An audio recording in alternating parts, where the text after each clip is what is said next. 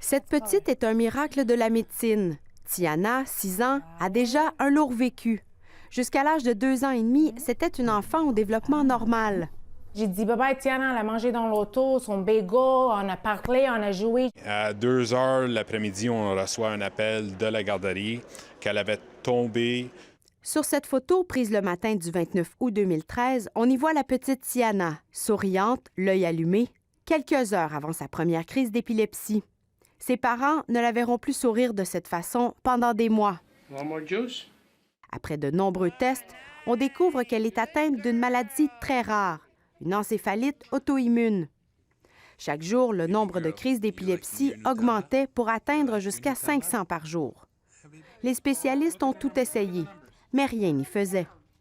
C'est le jeune neurologue pédiatrique et médecin de Tiana, Bradley Osterman, du Centre hospitalier de l'Université Laval, qui a eu une idée étonnante: guérir sa petite patiente avec un régime alimentaire cétogène. On a considéré des traitements un petit peu plus qui n'ont jamais été utilisés pour cette maladie auto-immune, mais qui peuvent être très utiles pour des patients épileptiques. Ce qu'elle ne peut pas manger, c'est tout ce qui contient des glucides, comme du pain, du riz, du lait, les produits laitiers. Mais sa diète consiste surtout de, en fait, le gras.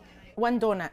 Le traitement de l'épilepsie par une diète cétogène est déjà connu par le corps médical, mais la petite Tiana n'est pas épilepsique. Ces crises étaient le symptôme de sa maladie auto-immune. Si on regarde la littérature, moi, je ne suis pas au courant d'un autre cas où est-ce qu'on a tenté ça avec surtout autant de succès.